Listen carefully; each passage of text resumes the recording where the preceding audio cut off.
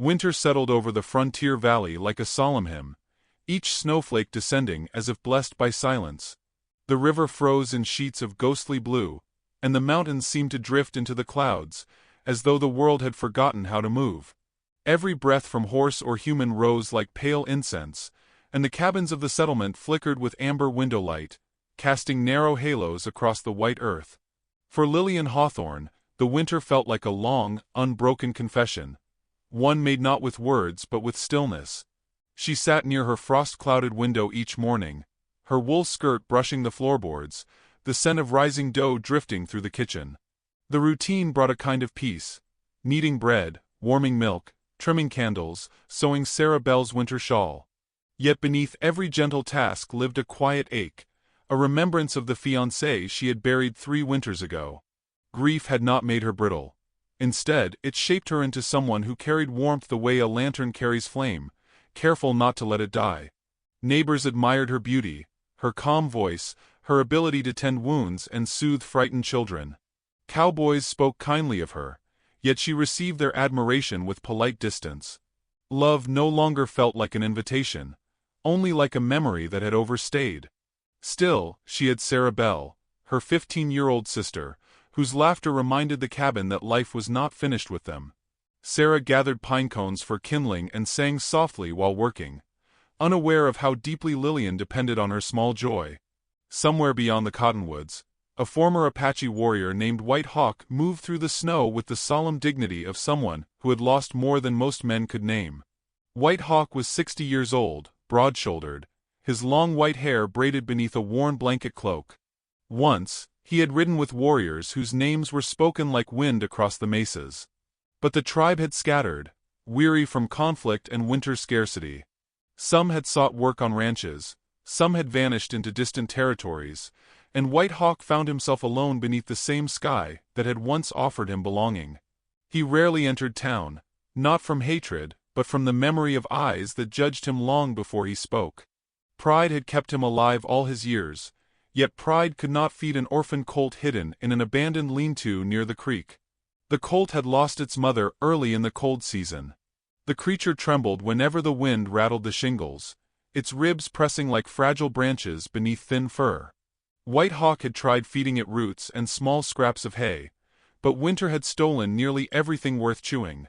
The colt needed milk, and White Hawk knew where to go, though shame pressed against his chest like a boulder. Before dawn, he walked with a small silver pail tucked under his cloak, his boots sinking deep into snowdrifts. Each step measured the distance between dignity and necessity. When he reached the first fence of the settlement, he paused, listening to distant hammers, the jangle of tack, the low murmur of voices. The smell of bread drifted into the cold, and the fragrance alone almost felt like nourishment. The path led toward Lillian's cabin, though he did not yet know her name. Lillian opened her door to shake crumbs from a baking cloth and froze when she saw the massive silhouette at the edge of her yard. Her pulse lifted, not from fear but surprise. The tall stranger stood motionless among falling snow, the silver pail glinting faintly like a captured moon. Sarah Bell peered from behind Lillian's skirt, eyes wide and curious. "Are you lost?" Lillian asked, voice steady, though the guest carried an air of solemnity that did not belong to chance. White Hawk slowly stepped closer, lifting the silver pail without theatrics, as though every gesture were carved from respect. "Milk," he said, in a low, weather-shaped tone. "For a young one who will not live without it." He did not elaborate, did not plead.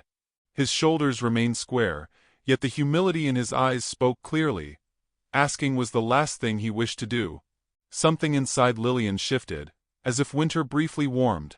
She took the pail, feeling its cold handle bite her fingers. "Come in from the wind," she murmured. Sarah Bell fetched a cup of heated milk, while Lillian filled the pail from her ceramic jug. Steam curled upward like blessing. White Hawk waited silently near the door, never crossing into the room until invited. Snow clung to his blanket and braids, and his breath rose like a worn prayer. He accepted the full pail with a soft nod, eyes shining not with desperation, but with gratitude that seemed older than his body. White Hawk returned 2 mornings later, snow deeper, wind sharper, the pail again empty. he asked with the same gentle dignity, never demanding, never assuming welcome. Lillian warmed milk slowly this time, catching a glimpse of shame beneath his composure. "Is the young one better?" she asked. "A little," he replied. "A spirit will stay if given reason." His voice held a tenderness that surprised her, a devotion not to warriors or weapons, but to life that most would have abandoned. On the morning of the fourth visit, Sarah Bell knitted near the stove, watching White Hawk's hands cradle the silver pail like something sacred. She whispered to Lillian, "He looks like someone who has forgotten how to ask for help."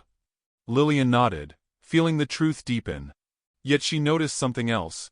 Each time he arrived, his footsteps grew slower, as though winter was testing more than his strength. And as she filled the pail again, she wondered what silence he carried, and whether hunger was only the beginning of his story. Snow falling. Snow continued to rule the land, but within Lillian Hawthorne's cabin, warmth became a quiet language that deepened each time White Hawk crossed the threshold. His visits were never assumed. He always approached with the silver pail hidden beneath his cloak, boots dusted with frost, voice soft as winter dusk.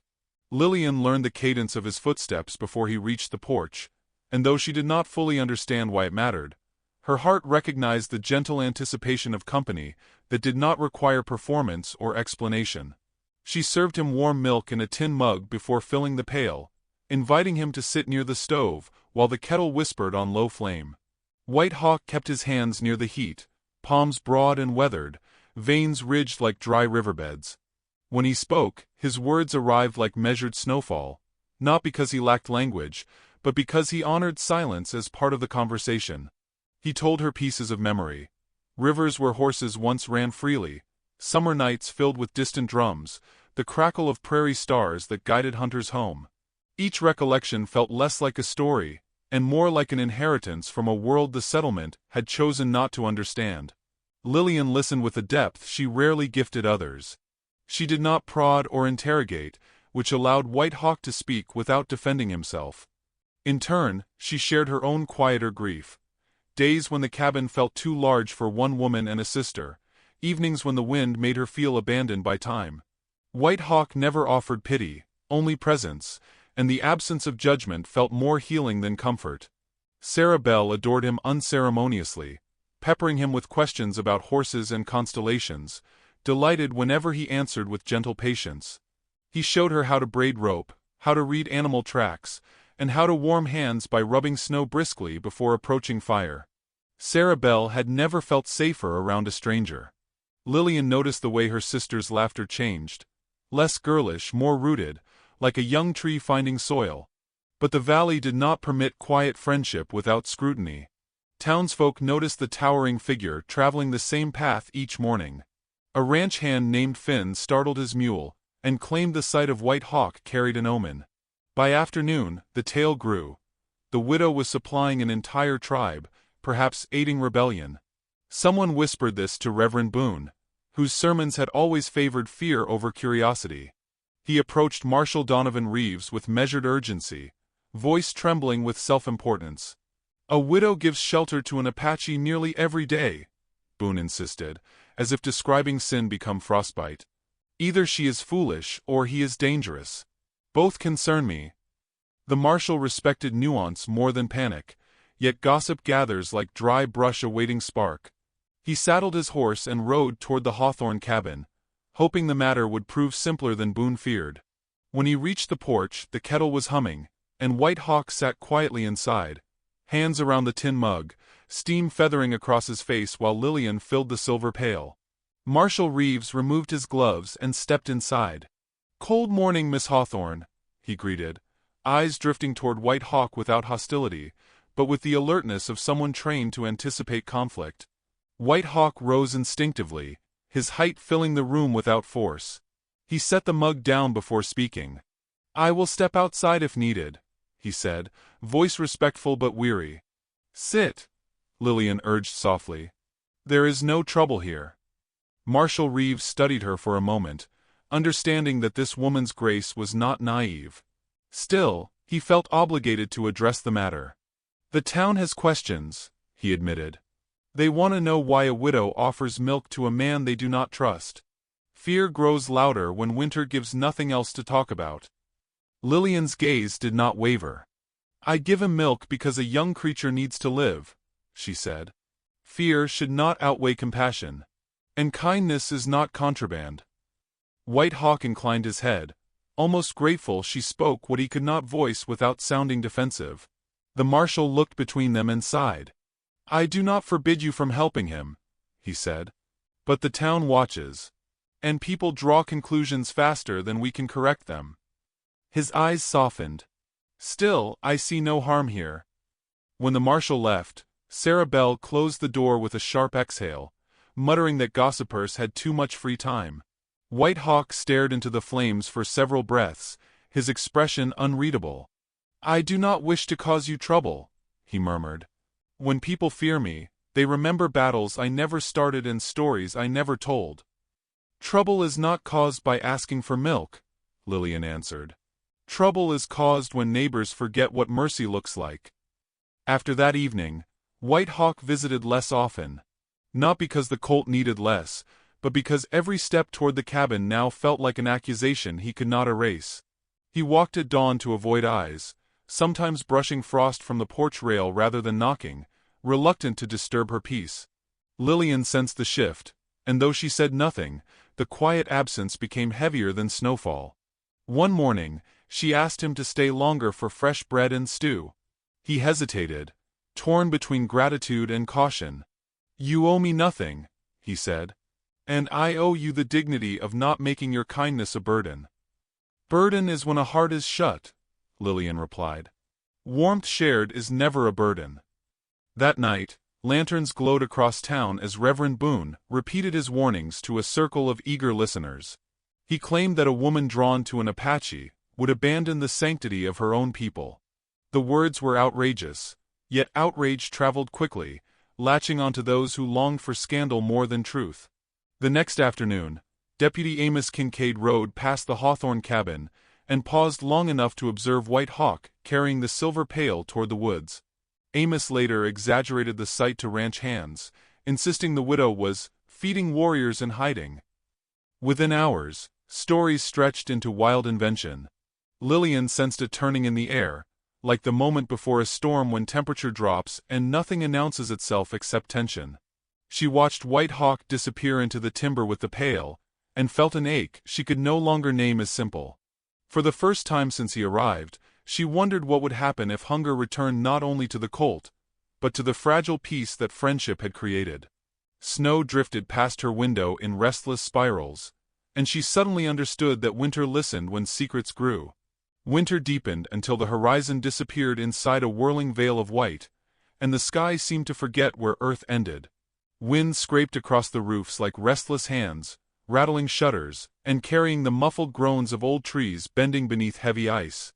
Lillian Hawthorne awoke to the kind of storm that silenced every creature except ravens, whose wings cut through white air like black brushstrokes on untouched parchment. Snow blanketed every path, every fence post, every forgotten wagon wheel, as though the settlement had been erased and rewritten by nature. The first 2 days passed with a strange stillness. Lillian kept the stove burning, boiled broth, and prayed that the cows in the barn would hold tight against the cold. She listened for footsteps she had come to recognize, but the porch remained empty, and the kettle's steam felt heavier than usual. Sarah Bell played cards near the fire but lifted her head each time wind rattled the pane, believing White Hawk might still arrive, though reason said no man should be traveling in such weather. On the third day, Lillian could no longer ignore the worry pacing her thoughts. White Hawk had not appeared since the storm began, and silence settled inside her like an unanswered prayer. She whispered to Sarah Bell, "He would not vanish without reason." The girl agreed, though fear flickered in her eyes. The storm had turned roads into white currents that swallowed footprints faster than memory. Before dawn, the wind thinned just enough for sound to travel. The barn creaked like an old ship straining against tide, and the distant horses stamped nervously, their breath rising in clouds. Lillian tightened her coat and stepped onto the porch, lantern in hand, feeling the storm's lingering teeth. Snow reached her knees immediately, dragging each step as if arguing with her resolve. But she walked toward the timbered ridge, knowing White Hawk would never allow himself to leave a young animal alone without nourishment. Sarah Belle followed without protest, the lantern's golden circle flickering across her cheeks. The wood swallowed light quickly. Branches bent low with ice, dripping like glass beads into white silence. The wind returned with melancholy ferocity, and Lillian had to lean her weight into each step. She called White Hawk's name once, voice thin against the storm. No answer came except branches knocking like exhausted knuckles. Near a line of cottonwoods, she noticed a shape slumped beside a fallen log, partially buried beneath wind-driven snow. Her heart jolted. She dropped to her knees, brushing ice from braided hair and stiff shoulders. White Hawk lay curled, arms wrapped around the familiar silver pail, as though refusing to relinquish hope, even when cold sought to claim him. His breath was faint, his pulse fragile beneath cold skin. "Help me lift him," Lillian told Sarah Belle, though her voice trembled more from relief than fear. They dragged him slowly toward the cabin, step by step, lanterns swinging wildly in the wind. The weight felt less like burden and more like promise. When they reached the porch, Lillian shouted for blankets and broth, and together they eased White Hawk beside the stove, stripping away frozen clothing with care. His eyelids fluttered, but speech remained blurred by exhaustion. Lillian rubbed his hands briskly, whispering gentle encouragement, as though her voice could remind him that belonging had not abandoned him. When his eyes finally opened, he stared at the fire as if measuring whether light belonged to him. Sarah Belle pressed warm broth to his lips. He drank with slow gratitude, every swallow a small return to life. Wind rattled again outside the windows, but for the first time since the storm began, Lillian felt safety blooming inside the cabin. White Hawk's voice cracked softly when he spoke. "I did not wish to trouble you," he murmured. "Storm came faster than my legs." "You should have come sooner," Lillian whispered, though no reproach lived in her tone. "You are not alone." His gaze flickered toward the silver pail resting near the hearth, now warm instead of frozen. Shame washed across his eyes like shadow. "I thought I could endure the night," he said. "But I could not leave the young one without milk." Lillian studied him with a question she had not dared to ask. "What young one?" she breathed. White Hawk hesitated, as though revealing tenderness might stain dignity. But truth had always walked with him more faithfully than pride. "An orphan colt," he answered. "Born from a mare that did not survive the cold. I found it near the creek weeks ago. If I let it go, it would have surrendered to the wind." The revelation stunned her more deeply than she expected. All the mornings he arrived with quiet humility, all the shame in his eyes, every measured word. Each moment made sense now. He had not asked for himself. Hunger had not belonged to pride but to innocence. And every drop of milk Lillian had given was an act of saving a fragile life no one else had noticed. "We must see it," Sarah Belle insisted, voice bright with urgency. White Hawk nodded weakly but rose the next morning, determined not to wait. Snow had eased into soft flurries, the sky pale with reluctant tenderness. He walked slowly, leaning on Lillian's arm, guiding them toward a grove where abandoned boards formed a crooked lean-to. It looked like a forgotten shelter, built from desperation rather than design. Inside, beneath blankets of hay, a young colt lifted its head, ribs thin, eyes wide with the kind of fear that learns to trust only if someone stays. Lillian kneeled and touched its muzzle, warmth blooming beneath her hand. She felt a softness that nearly broke her heart, innocence asking the world for nothing more than one chance. White Hawk knelt beside the colt, stroking its trembling neck. "Storm nearly stole it," he whispered. "But life listens when someone stays." Lillian pressed fresh milk to the colt's lips, tears threatening though she swallowed them softly. She finally understood why she had never resented a single visit, a single pail. Friendship had not begun at her door. It had begun here, between hands willing to save what winter had already claimed as forgotten. White Hawk watched her tender care, and for a single moment, his breath steadied as though belonging no longer felt like a borrowed thing. Then he looked toward the trees, snow drifting like restless memory, and whispered, "The town will not understand this." A gust of wind heaved through the grove, and the colts shivered beneath their hands, as if answering for every voice that might soon judge what love could look like. Winter loosened its grip just enough for wagon wheels and gossip to begin moving again. Snow still rimmed the roads, but pathways formed where boots insisted on travel, stamping down white silence into muddy corridors of rumor. Lillian Hawthorne sensed the shift before a single visitor knocked. The air no longer sounded like solitude. It carried murmurs that traveled faster than horses, stretching from one cabin porch to another like thin strands of judgment.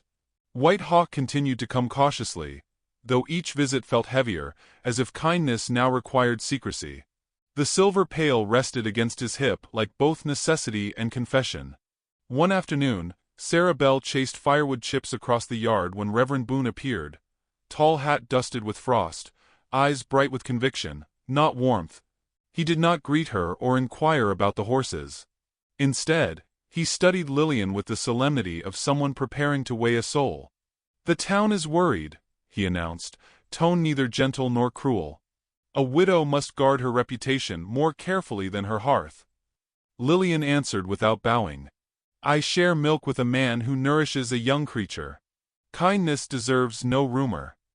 Boone's mouth curled into something that pretended to be concern. In these lands, appearances matter more than intentions. When people see an Apache at your door, they imagine trouble walking through your home. He leaned closer, lowering his voice as if offering moral protection. People fear what they do not understand. Fear demands explanation. "I do not fear him," Lillian replied. "Nor should others." Boone's brows tightened. Morality is not shaped by personal comfort. A woman alone must protect her virtue, or all that is decent becomes vulnerable to confusion. Sarah Bell's cheeks flushed with indignation, yet Lillian touched her wrist lightly, restraining her before youth could speak too boldly. Boone left with a gesture of pastoral politeness, though his boots struck the earth with the pride of someone certain his warning would travel farther than truth. By nightfall, 3 different homes reinterpreted his message, turning caution into prophecy. Rumor seldom required accuracy. It required hunger. And winter had already taught the town how to hunger for distraction. Settlers said the widow was sheltering danger. Others whispered she was preparing alliance. Words embroidered themselves into fear. A cold morning brought Deputy Amos Kincaid to the Hawthorne cabin, posture stiff with borrowed certainty. He removed his hat as he entered, glancing toward the stove where White Hawk sat carefully mending a frayed blanket. The deputy cleared his throat. "Some settlers claim you are hiding threat or preparing rebellion. They fear what they cannot see." White Hawk folded the blanket slowly, as though reluctance weighed on every thread. "I have harmed no one," he answered. "I ask for milk to save life, not to threaten it." Amos nodded, though his eyes wavered.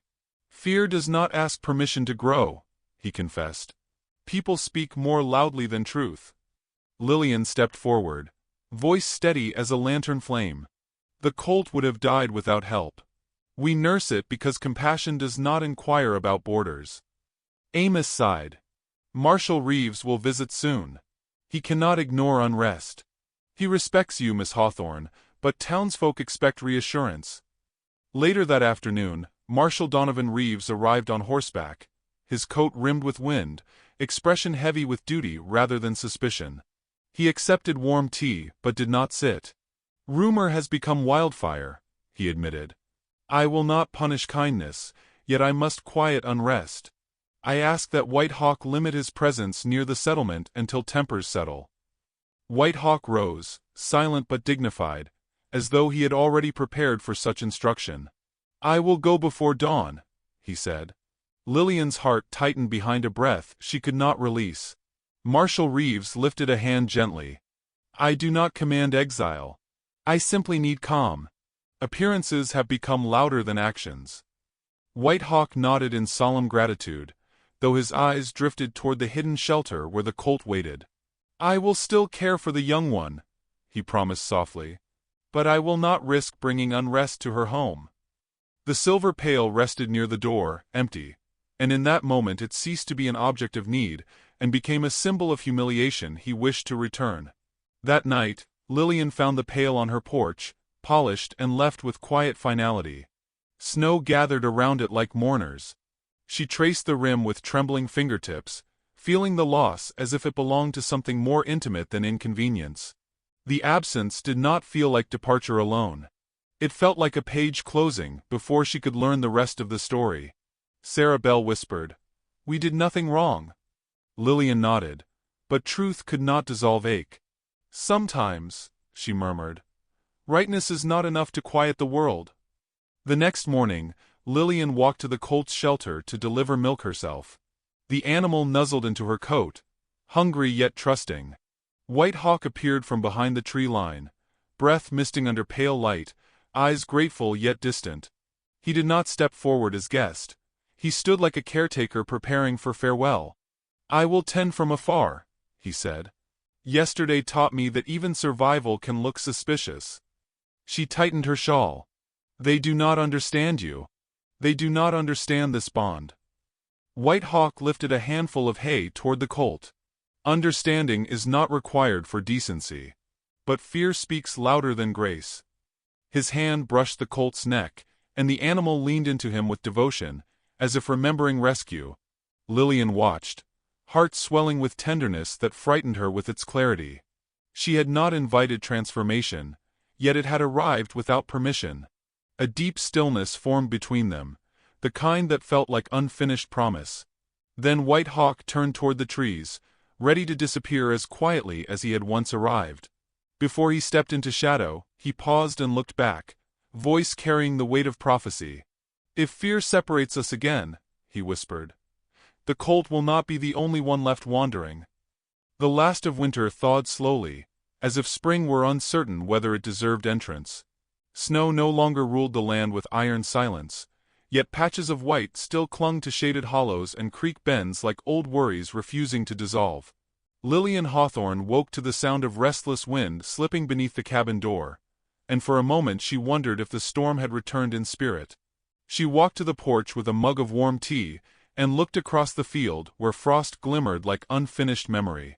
The colt had grown steady on its feet, but the air still felt incomplete without the sound of White Hawk's boots approaching. In the weeks since judgment had settled upon them, White Hawk kept a distance more cautious than loneliness deserved. He visited only after dusk, when lantern light gilded the trees and shadows softened every edge. He inspected the colt, fed it hay, and left before moonlight revealed his presence to wandering eyes. If Lillian surprised him with warm bread or broth, he accepted without stepping inside, as though intimacy had become a trespass he could no longer risk. She sensed how deeply shame lived inside him, stitched into every quiet breath, every soft apology that remained unspoken. One evening, the colt refused to drink and shivered as though the storm had returned inside its small heart. Lillian pressed warm cloth to its belly, trying to coax comfort into its weakened body. White Hawk watched her with silent dread, as if the young creature's tremors mirrored 1,000 fragile promises he could not protect. She whispered, "It will survive," though uncertainty threaded her voice. He kneeled beside the colt and began stroking its neck with a tenderness that contradicted every rumor spoken about him. The animal settled slowly, reassured by a devotion that no gossip could interpret. But the town's unrest tightened again as spring crept forward. A rancher lost 2 sheep to wolves and blamed unsettled spirits wandering near the creek, which Boone eagerly interpreted as White Hawk's influence. Stories grew like invasive weeds, that the colt belonged to a hidden camp, that White Hawk sent signals into the timber at night, that the widow now entertained a future that defied settlement order. Fear fed upon itself until even Marshal Reeves was pressed to address the tension. At midday, Reeves rode to the Hawthorne cabin with the kind of burden that bends a man's shoulders. Lillian brought him coffee, though her hands trembled with unspoken concern.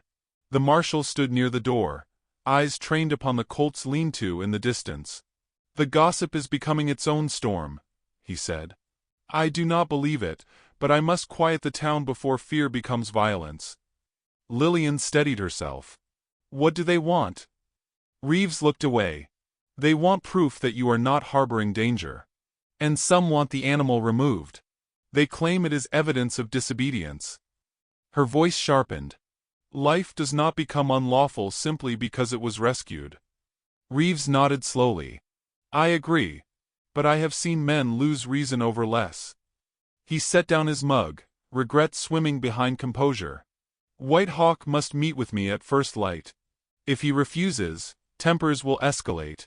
If he agrees, I will protect him. That night, wind combed through the trees without menace, yet Lillian felt a storm forming inside her chest. She waited until darkness settled, then walked toward the colt's shelter with a lantern swinging like a soft heartbeat. White Hawk was already there, brushing the colt with deliberate tenderness. He turned before she spoke, reading worry in her eyes more clearly than any advantage of light. "They want confrontation," she whispered. "They want to see you defend your right to breathe near their fences." White Hawk exhaled, long and steady. "I have stood against many storms. But fear fashioned from rumor is more dangerous than snow or hunger." She stepped beside him. "You are not alone. This is not rebellion, it is compassion." He smiled faintly. Compassion has often been mistaken for rebellion. The colt pressed its muzzle against her skirt, as though reassuring her that innocence would always reach for warmth. The gesture filled her with gratitude and grief in equal measure. She looked toward White Hawk and finally understood the shape of her longing. She wanted a world where kindness did not require defense, where love did not look suspicious, where a man could enter her cabin without apology.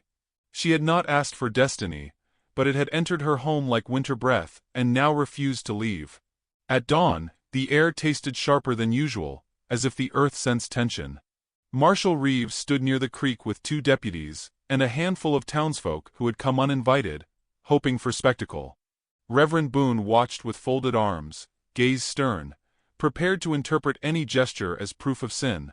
The colt shifted nervously, and Sarah Bell stroked its coat to calm trembling. White Hawk stepped from the timber, tall as ever, his white hair catching sunrise like silver thread. He approached with no weapon, no arrogance and no fear. Reeves lifted a hand to keep others from reacting. White Hawk bowed his head slightly. "If you require assurance, I offer it," he said. "I have harmed no one. I will continue to live quietly. The young creature is not rebellion. It is responsibility." Boone scoffed loudly. "Responsibility cannot bloom where law has not been invited." Lillian stepped forward, spine straight, voice ringing brighter than the morning. "Then the law should invite mercy to speak for itself." Boone turned toward her with indignation. "This man threatens your standing." "He threatens nothing," she answered. "Rumor threatens peace. Ignorance threatens compassion. He has asked for milk, not allegiance, and I have offered it freely." The crowd murmured, unsettled by her clarity. Reeves raised his hands. "This matter ends here. The colt remains. White Hawk remains. Anyone who believes danger exists will answer to me, not to their imagination." Boone's face tightened with disbelief, but Reeves did not waver. "We will not punish decency," he continued. "If grace is mistaken for threat, the fault belongs not to the giver." But before relief could settle, the colt bolted suddenly, spooked by a snapping branch. It ran toward the frozen creek, hooves sliding on thawing edges. Lillian gasped and began to run, skirts tangling around her boots. White Hawk sprinted faster, his long strides devouring ground. The colt slid onto thin ice and collapsed, hooves scraping, eyes wild with panic. The ice cracked beneath its weight, a sound like a rifle splitting the morning. White Hawk reached the edge, kneeled without hesitation, voice steady and calm. "Do not move," he whispered to the trembling animal, though it could not understand words, only tone. The ice groaned again. Lillian reached his side and held his arm. "You cannot risk," he gently shook free. "Life must be defended before fear decides how it ends." He crawled forward, weight distributed carefully across the frozen sheet, and when the colt's legs thrashed, he wrapped strong arms around its body, lifting with a grace that defied age. The ice cracked again, water rushing upward, but White Hawk dragged the colt toward land, boots digging into slush until both collapsed onto firm earth. The animal lay panting, yet safe. Lillian pressed her hands to White Hawk's cheeks, breath tangled with relief, eyes bright with unguarded gratitude. Snowflakes drifted again, as though winter wished to honor courage with quiet blessing. Words rose inside her like something she had carried since the first milk-filled morning. She cupped his face and whispered, voice trembling not with fear but with recognition. I have waited my whole life for you. The world paused, listening. White Hawk closed his eyes, forehead resting against hers, as though belonging had finally found a home it no longer needed to defend. The colt lifted its head and nosed their joined hands, as if blessing the moment. Rumor could not speak against what the earth had just witnessed. Compassion made visible, fear made small, dignity made undeniable. And somewhere past the frost-kissed horizon, spring finally understood it had permission to arrive.